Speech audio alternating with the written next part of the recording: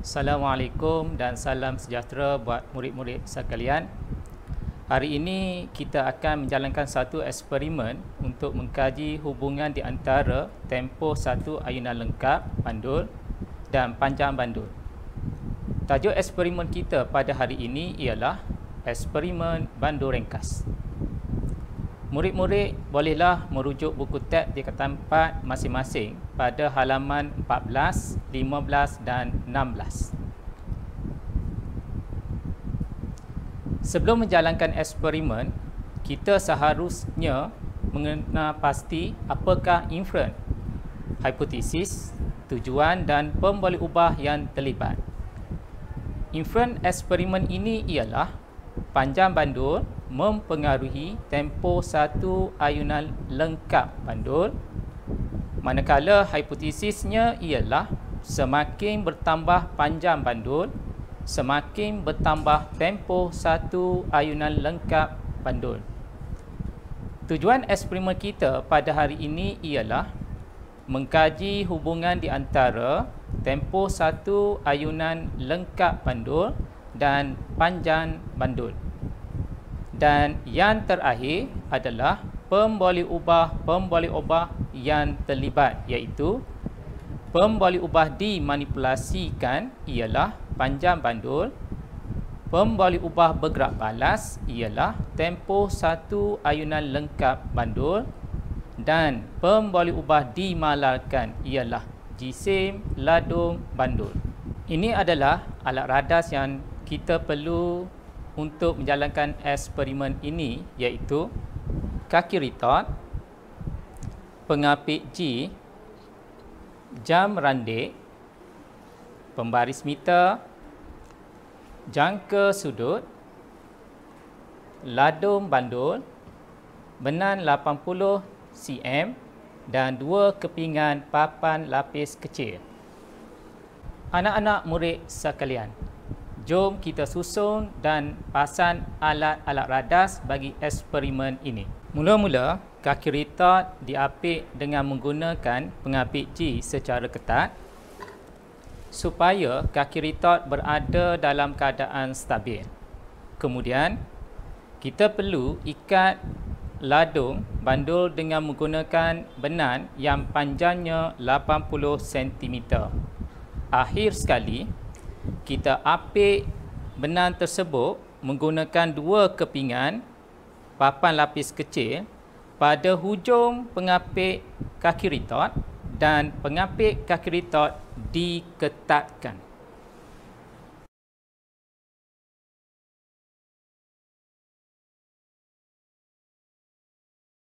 Anak-anak murid sekalian, jom kita sama-sama menjalankan eksperimen.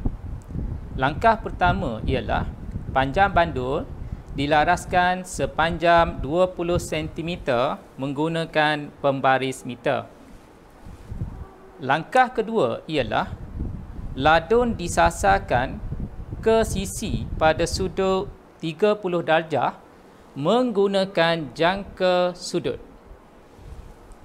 Satu ayunan lengkap bandul ditentukan dari kedudukan A ke kedudukan B dan kembali semula ke kedudukan A. Langkah ketiga ialah ladung yang disasarkan pada sudut 30 darjah dilepaskan dan barulah masa T1 untuk 20 ayunan lengkap diukur dengan menggunakan jam randik.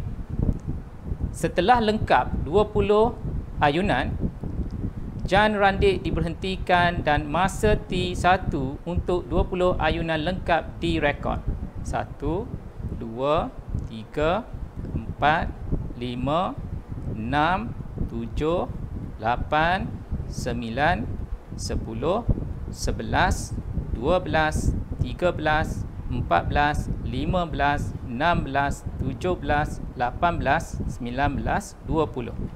Anak-anak murid sekalian, semasa mengambil bacaan, pastikan kedudukan mata mesti berserenjan dengan skala bacaan jam randik untuk mengelakkan ralat paralaks.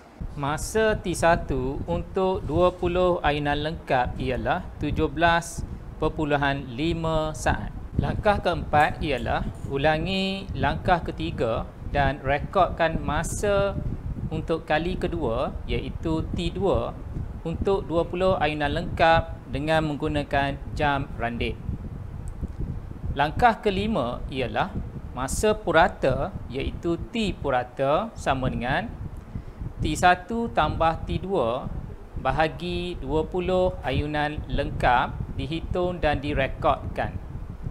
Dan akhir sekali, tempoh satu ayunan lengkap bandul iaitu T sama dengan T purata bahagi 20 ayunan lengkap dan T2 dihitung dan direkodkan seperti yang dipaparkan di dalam jadual 1. Ulangi langkah 1 sehingga langkah 5 dengan panjang bandul iaitu 30 cm, 40 cm, 50 cm dan 60 cm. Hasil daripada eksperimen yang telah kita jalankan, maka kita telah memperolehi data lengkap seperti yang dipaparkan di dalam jadual 1. Jom sama-sama kita plot graf pada getah graf. Yang pertama, tajuk graf ialah T kuasa 2 melawan L, di mana pada paksi X panjang ladung cm dan pada paksi Y T kuasa 2 saat kuasa 2. Skala yang perlu murid-murid lakar pada graf ialah skala yang genap dan seragam, di mana pada paksi X kita bermula satu petak besar iaitu 2 cm bersamaan dengan 10 cm, 20 cm, 30 cm sehingga 60 cm. Manakala pada paksi Y 2 unit bersamaan dengan 0.25 saat kuasa 2, seterusnya 0.50 saat kuasa 2 sehinggalah 2.50 saat kuasa 2. Plot yang pertama pada panjang 20 cm ialah 0.76, pada 30 cm 1.23, pada 40 cm 1.64, pada 50 cm 1.99 dan yang terakhir pada 60 cm iaitu 2.34. Setelah kita selesai ke 55 plot, kita akan buat satu garisan lurus bermula dari titik asalan.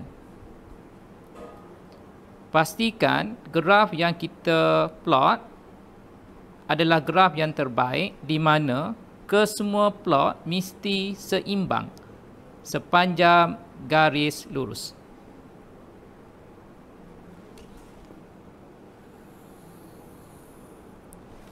Dan hasil graf kita adalah seperti ini. Daripada data dan graf yang diperolehi, maka kesimpulannya ialah semakin bertambah panjang bandul, semakin bertambah tempoh satu ayunan lengkap bandul. Maka hipotesis diterima. Semoga anak-anak murid memperolehi manfaat sepanjang kita menjalankan eksperimen ini. Sekian, terima kasih.